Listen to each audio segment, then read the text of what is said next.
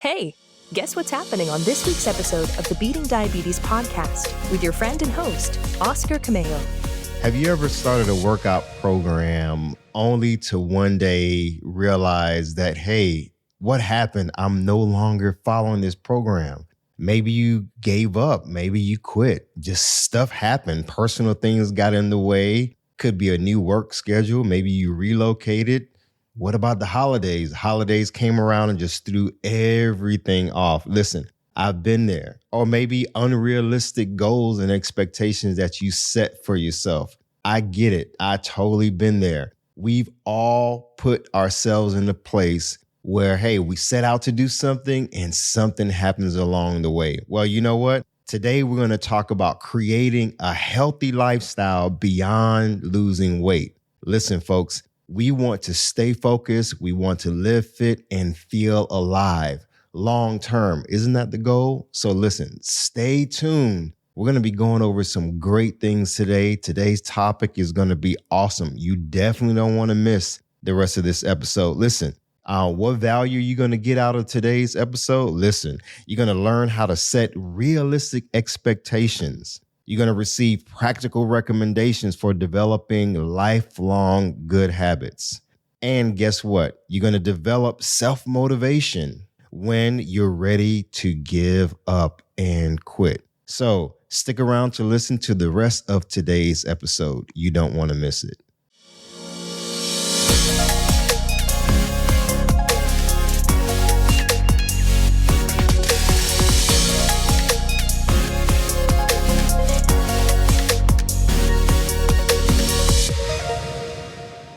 Welcome to today's episode of the Beating Diabetes Lifestyle podcast with me, your host, Oscar Camejo. Listen, when I started this podcast, it was one goal in mind: to help diabetics make lifestyle changes to reverse type 2 diabetes. Listen, if I can do it, I know you can too. So if you're listening for the first time, welcome, welcome, welcome. Back in August 2020, I was overweight. I had first been diagnosed with type 2 diabetes, and I was 268 pounds, sluggish, feeling terrible. And now to find out that I had type 2 diabetes, it was tough, folks. Listen, when I went through that whole ordeal, going to the hospital and being first diagnosed with type 2 diabetes, coming out of the hospital, I really didn't put things in place to really transform my thinking and transform my life. It took a while. It took almost a year later for me to really get my stuff together, even after going to the hospital. But something clicked. Listen, I was going through some personal issues. Now, fast forward to 2021. So I was going through some personal issues, some relationship issues. So the first part of 2021 for me was very challenging. So not only was I dealing with the type 2 diabetes scare and having to transform my life, but also being just stressed out with so much that was going on in my personal life. So from January to April, it was just very, very tough. So I know, like you all, you may be going through some tough times. You may have some personal things going on. And it's like, man, and you're dealing with type 2 diabetes. Listen, I get it. Stress is not good when you're ill and you're trying to turn your life around. So in April, the first week of April, I'll never forget it, of 2021, I was like, you know what? I need to get away. I need to detox my emotions. I need to detox my body, my mindset, my emotions, just everything. So I literally just one day just decided I am going down to Hilton Head, South Carolina. I had heard about it and I was like, I'm getting away for a couple of days. I don't know when I'm coming back. You know, I packed up everything impromptu and just drove. And it was one of the best things that I had done for myself. So, you know, fast forward to that time of being there in Hilton Head, I was able to just relax on the beach. I was able to explore the city, and it was just a great time. So I spent a couple of days down in Hilton Head, and I was like, you know what? I'm going to work on having a better version and creating a better version of myself for me. not living for anybody else, but just living for myself and not being selfish. But it was time for me to really now focus on my mental health, my physical health, and my overall well-being. And I'm glad I did that. So if you all have gone through a stressful time, or maybe you're going through a stressful situation, sometimes it's important for you to get away, de-stress, detoxify, and get your stuff together as you build this lifestyle, this healthy lifestyle. So when I came back to Atlanta, I was on it, man. I was like, you know what? This is what I'm going to do.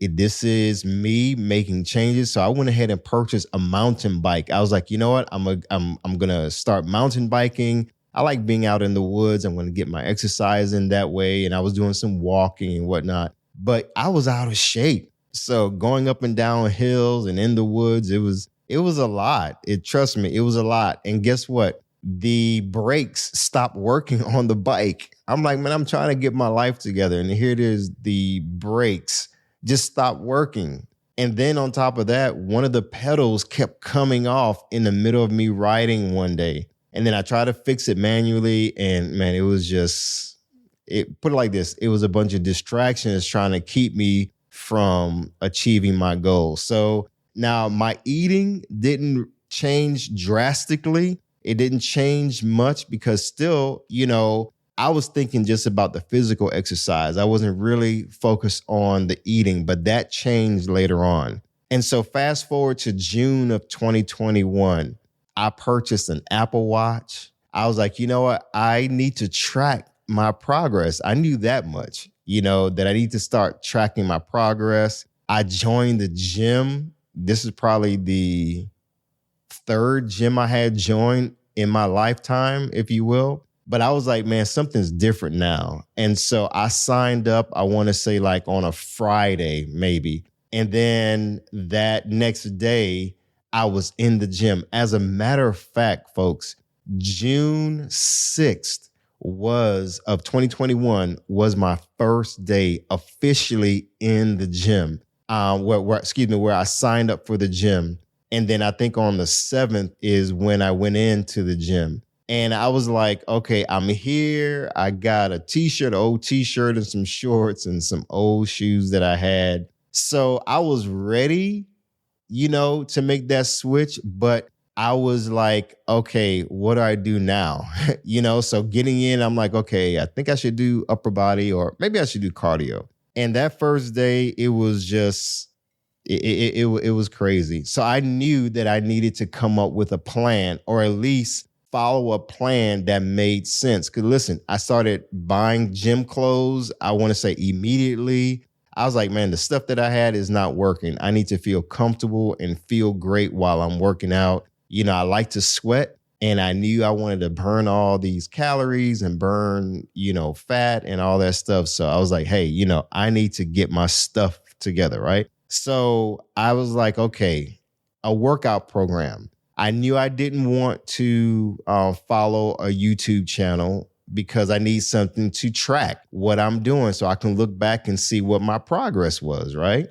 So I found the Nike Training Club app and found out that it was a free app. They don't upgrade you or make you try to upgrade for an additional cost or whatnot. It's 100% free. I was like, oh, okay. So I was going through the app and I was like, okay, I see a couple of trainers here. They had different formats and different workout programs. And then I saw this one guy. His name is Joe Holder. So Joe Holder, if you're listening now, big shout out to Joe Holder. I mean, his program was something that I looked at. I was like, you know what? He talks about conditioning, strength, training, athleticism. And I'm like, man, that resonated with me. I saw how he looked physically and I was like, you know what? He's not this muscle bound bodybuilder type because that's not what I wanted. I wanted something that I can follow. I can visually see what this guy looked like and what he was offering through this program. And I was like, you know what? I can do this. So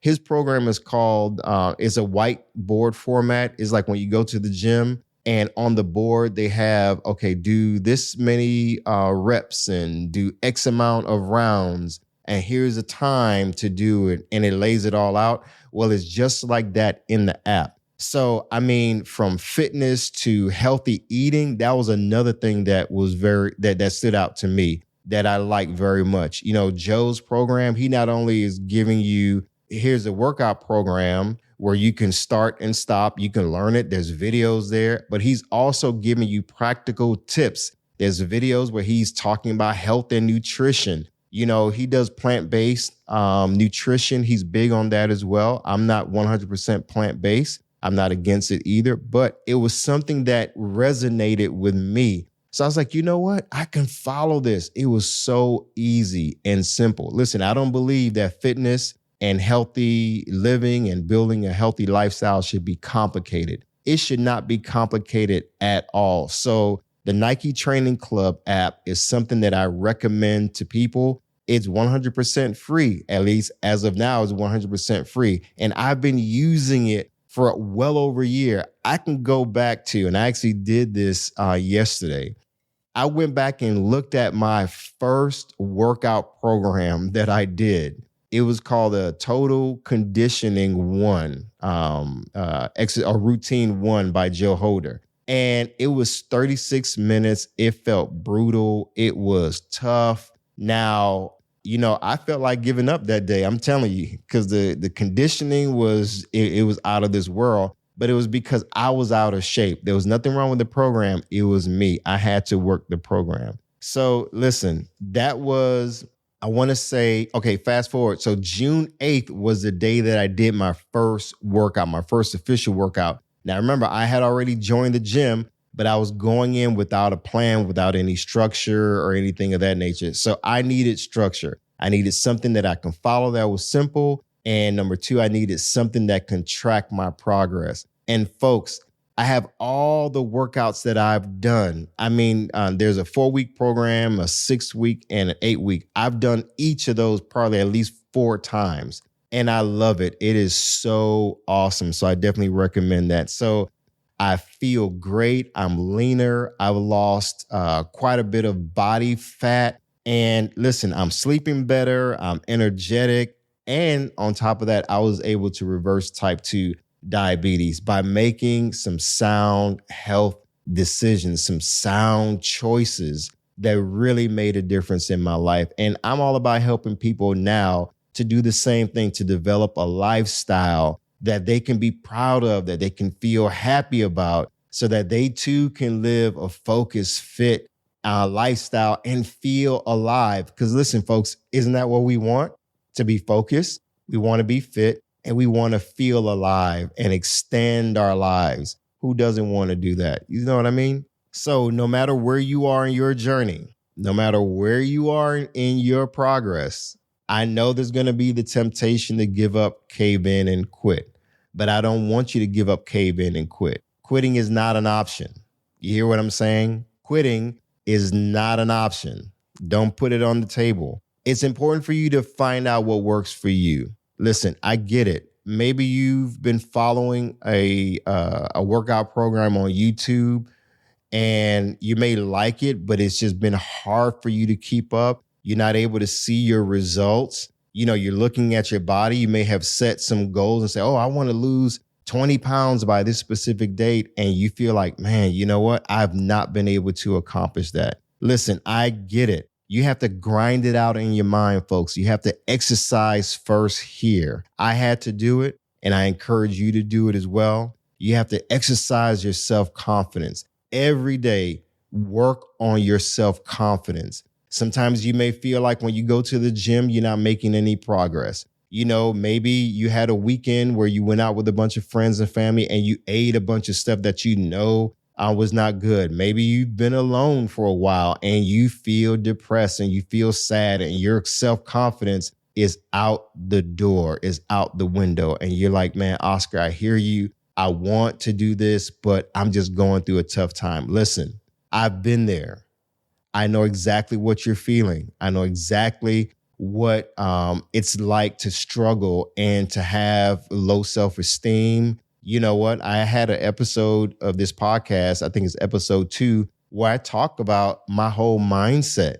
at the time of being diagnosed with type 2 diabetes and how I saw myself. I didn't have the self-confidence where I needed it to be, but I had to keep grinding. I had to keep working it out. So self-confidence is very important.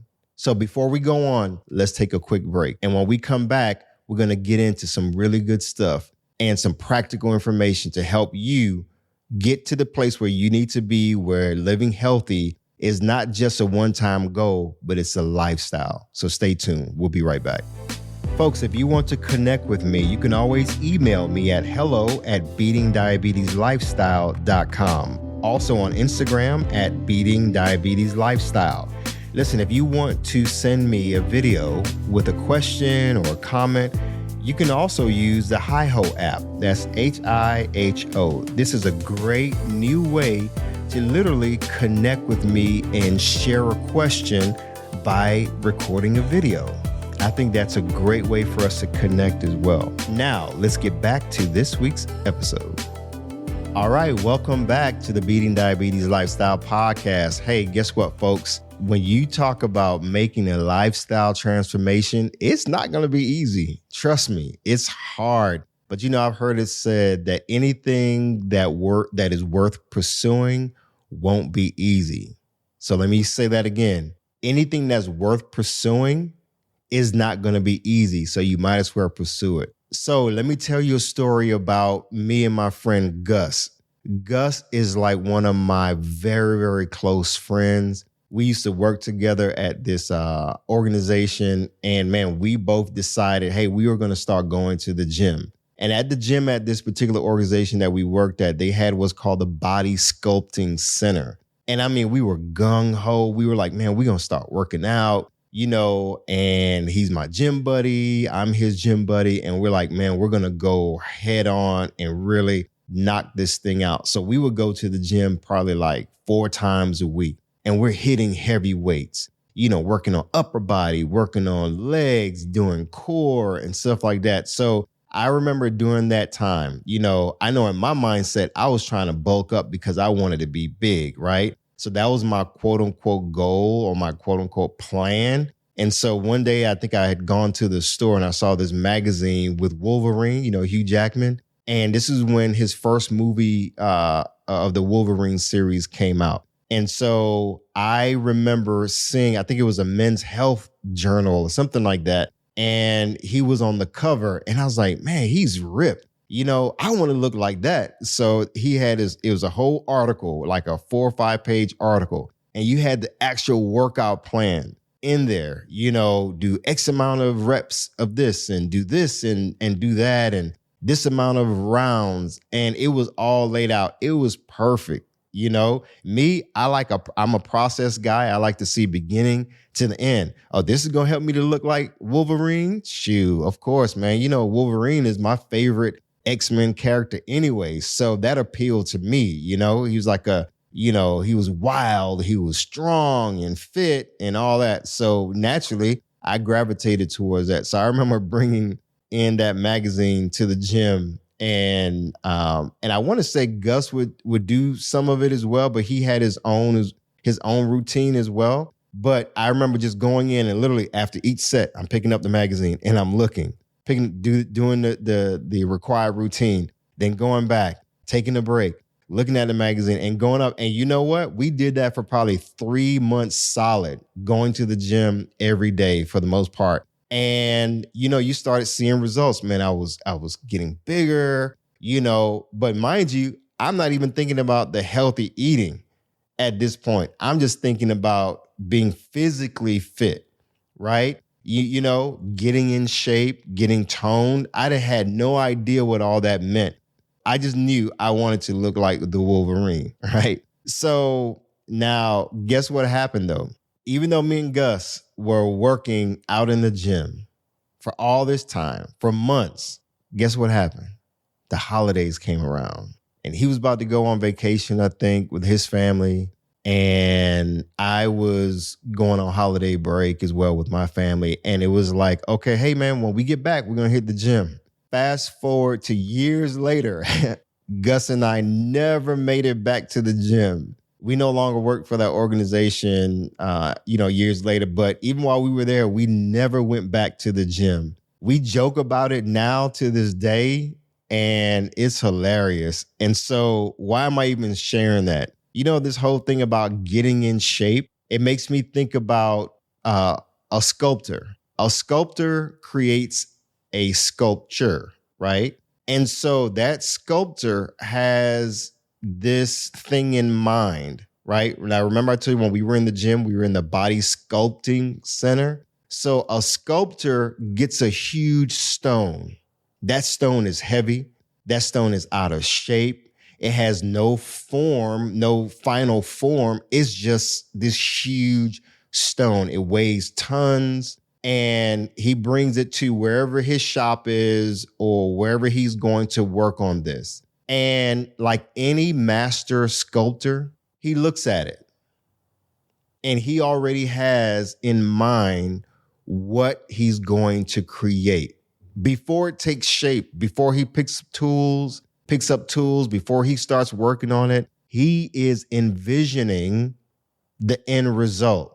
So he may be there for hours, days, weeks, sketching out, what he wants this creation to look like. So guess what? While he's in that process of really just exercising his mind and visualizing and using the power of visualization, he has a vision. He's thinking about this thing. He may be writing down notes.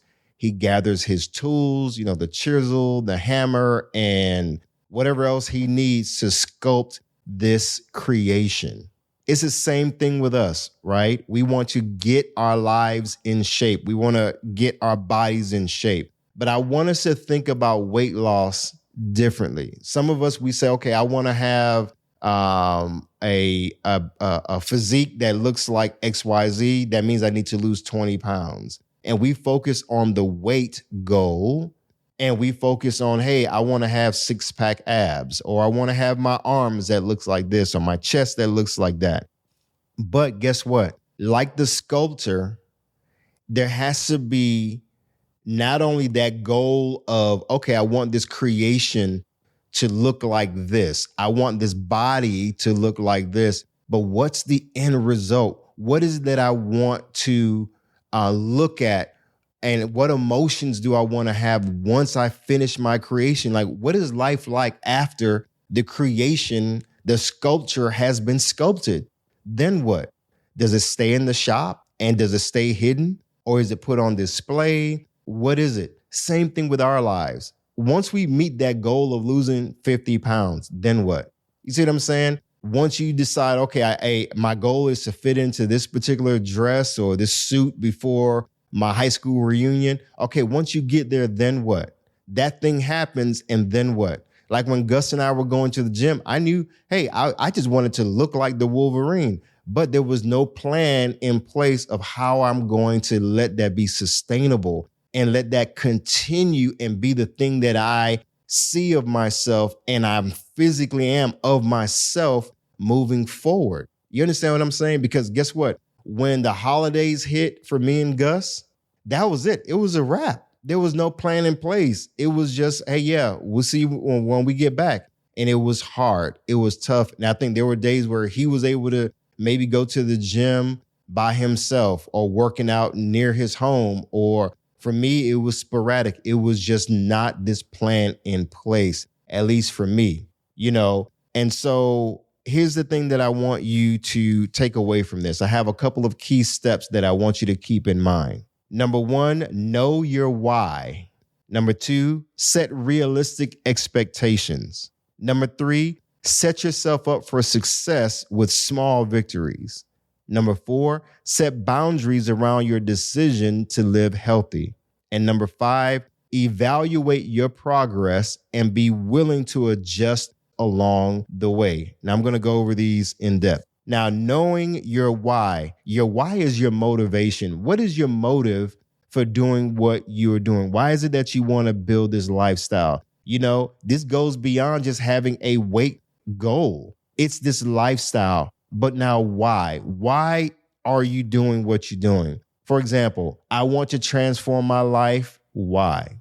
For me, my biggest motivation was when I was diagnosed with type 2 diabetes. I was sick, I was overweight, I was unhealthy, and I wanted not to be sick. I wanted to reverse type 2 diabetes, and I wanted to feel better about myself. I wanted to make changes for me and no one else. Listen, Stephen Covey, the author of The 7 Habits of Highly Effective People, he said this. He says, it's important for us to begin with the end in mind. So thinking about, remember your why, number one, your why. Why are you doing this? What is the end result? Keep the end in mind. Stephen Covey went on to tell us, he said, by beginning with the end in mind, you can train yourself to create a clear vision for yourself and the life you want to live. Again, by beginning with the end in mind, you can train yourself to create a clear vision for yourself and the life that you want. He believed that your most important work is always ahead of you and never behind you. So I want you to come up with your list of whys. For example, I want to blank because blank. I want to lose weight because I want to live healthier. I want to develop an exercise routine that I can stick to because I want to look and feel better about myself. List your whys. If you want to come off medications, list that could be a list. If you want to be able to sleep better, that's a part of your why list. So I believe you get the point. And this is something that I often say to myself when I'm grinding in the gym and when I'm sometimes feeling like, man, this is tough. You know, I always say this. I tell myself this. I am focused. I am dedicated. I'm motivated. Keep moving. See, I'm focused. I'm dedicated. I'm motivated. I keep moving.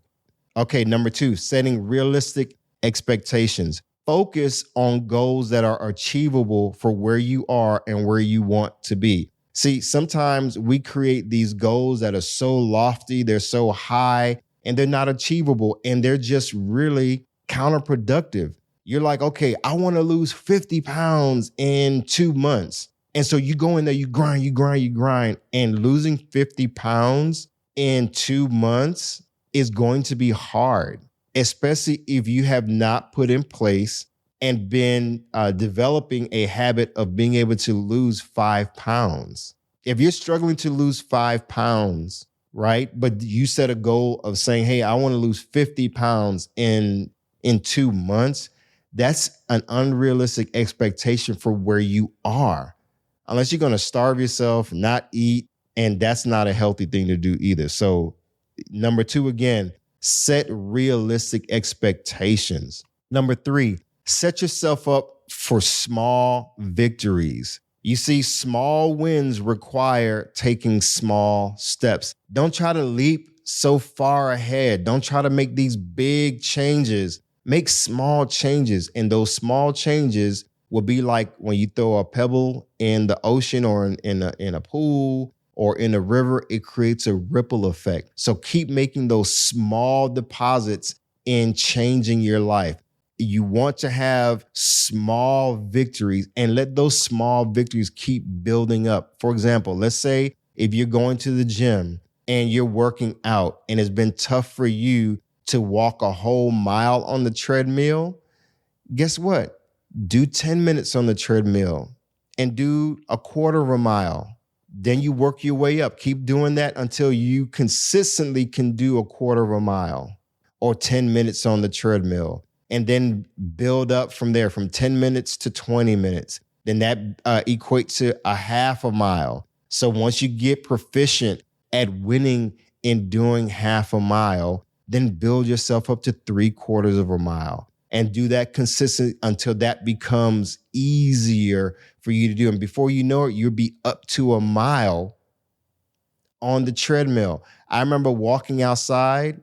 It was tough for me. I was overweight. It was hard to walk down the street without being gassed. So hear what I'm saying. Achieve small victories and you're going to have big successes later on. Just keep building up those. Okay, number 4, set boundaries around your decision to live healthy. Now listen, this is big. I'm going to repeat that. Set boundaries around your decision to live healthy. Be willing to say no. Yeah, not just no to the chocolate or the butter pecan ice cream that you just have to have and your cheat days that you just have to have. Be willing to say no to just anything that's going to throw you off course. That's easier said than done. But remember, going back to the last point, set yourself up for small victories and those small wins. So setting boundaries around your decision involves the ability to say no to 1,000 things and saying yes to the right things. Listen, distractions are going to come by the thousands. Trust me. You already know I'm preaching to the choir. The more you set out to live this lifestyle, not only of reversing type 2 diabetes, but just living fit and healthy, listen, distractions are going to come. Thousands in your mind. There's going to be friends that come and say, hey, yeah, you can skip a day of working out. And you may say like, oh, yeah, let's go hang out. Or you may, be distracted by watching television when you should be exercising, when you should be eating right. Hey, guess what? Family cookouts, summertime, the holidays come around, and guess what? You get distracted. So you have to develop the ability to say no to 1,000 things. Trust me, I know exactly what I'm talking about. Because remember, we want to stay focused. We want to live healthy. We want to be fit, and we want to be alive. So in order to be focused, we have to say no to 1,000 things. You don't have to go and jump at everything that's a temptation. You don't have to. And it's more than just the willpower. It's literally building up the right habits to be able to say no to 1,000 things. Trust me, you can apply this to almost anything. It could be work. It could be dealing with certain relationships and just certain things that may distract you from living the life that you need to live. And we're talking about living fit, living healthy, and living happy with yourself. So remember, set boundaries around your decision to live healthy. The last and final one, number 5, evaluate your progress and be willing to adjust along the way. Let me say that again. Evaluate your progress and be willing to adjust along the way. Listen, when I got serious and when I decided to really put some things in place to have small victories, to set my boundaries, to evaluate how I was living and setting myself up with small victories and so forth, I had to make adjustments along the way. But those adjustments came by me educating myself more about the human body. What is my body supposed to be? I know I have this goal of looking a certain way, but I needed to understand my anatomy. What is my body supposed to be? What is natural weight? What does that even mean? I had never heard of that. Getting down to your natural body weight. What did that mean? So I started looking at, okay, what is fat? Oh, so there's a difference between weight loss and fat loss. So my goal is not just to lose weight, but to lose this unnecessary fat that I was carrying around in my midsection, that visceral fat and that subcutaneous fat. I had to educate myself. I had to educate my mind and just start learning. I would look up anatomy books. I would research the muscles and how developing muscles actually assists with burning fat. I had to look at, okay, how did I develop all this fat around my organs? It's a visceral fat. Where did this come from? It wasn't, because you were just eating. It's more than that. But what is it that I was eating? So I'm like, okay, if I'm eating a lot of fried foods that have a lot of saturated fats, or I'm cooking with this type of oil, so that's what's causing that. So guess what? I had to eliminate those things and replace them with good things that were contributing to my health. If I'm eating a whole bunch of French fries, I'm thinking, okay, well, it's a potato, it's a vegetable, not realizing that, hey, that starchy food is spiking my blood sugar. On top of that, I had to learn about blood sugar glucose. I had to realize, okay, what's spiking my blood sugar? I can go on and on and on and on. And so it's important for you to keep reevaluating where you are, educate yourself. As you learn, apply. And before you know it, you'll be making progress. And then you can look back and say, oh yeah, I don't drink soda anymore because I learned that soda contains this. Instead, I drink water now, XYZ. So you're able to make adjustments along the way.